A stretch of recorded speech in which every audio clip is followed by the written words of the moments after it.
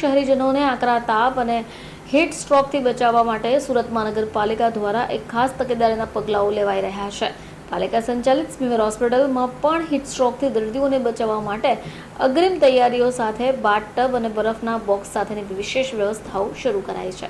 ઉનાળાની સિઝન શરૂ થઈ ગઈ અને એપ્રિલ મહિનો પૂર્ણ થવાની આરે છે, ત્યારે શહેરમાં હાલમાં મહત્તમ તાપમાન ઘટવાને કારણે ગરમી ઘટી રહી છે, પરંતુ બફારો વધતા લોકો પરસેવે રેબઝેબ થઈ રહ્યા છે।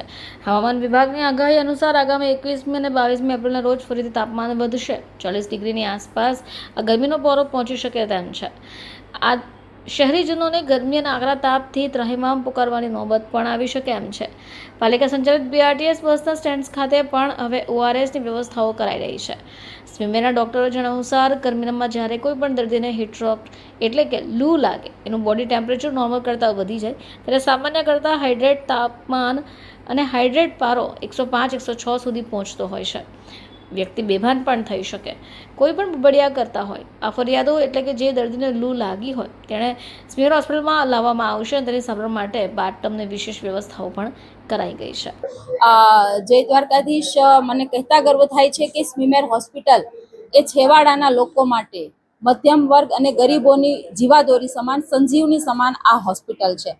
ત્યારે ઉનાળો ચાલી રહ્યો છે, કાળઝાળ ગરમી, અને એમાં 3 દિવસની પાછી આગાહી પણ છે, તો એના ભાગરૂપે દર્દી નારાયણની સારવાર સ્વસ્થ બને અને અહીં આવી અને દર્દી નારાયણ સ્વસ્થ થઈને જાય એ માટે હીટ વેવનો સામનો કરવા માટે અમારી સ્મીમેર હોસ્પિટલના ઇમરજન્સી વોર્ડમાં 2 કુલિંગ બાથ તૈયાર કરાયા છે। આ બાથની અંદર ઠંડુ પાણી અને આઈસ ક્યુબ નાખી અને પાણી ઠંડુ કરીએ છીએ, અને જે હીટ સ્ટ્રોકનો જે દર્દી આવે છે એને તરત 10-15 મિનિટ આ પાણીમાં રાખીએ છીએ, એટલે એનું બોડીનું ટેમ્પરેચર નોર્મલ થઈ જાય છે, જેના કારણે જે સમસ્યા હોય છે એનો તરત ઉકેલ આવે છે। અને મને કહેતા એ પણ આનંદ થાય છે કે દર વર્ષની જેમ આ વર્ષે પણ અમે આ બાથ કુલિંગ તૈયાર કર્યા છે, એટલે જે પણ દર્દી આવશે એની સારવાર સાથે એને ઠંડુ કુલિંગ કઈ રીતે કરી શકાય એની વ્યવસ્થા સંપૂર્ણ અમારી ટીમે કરી છે।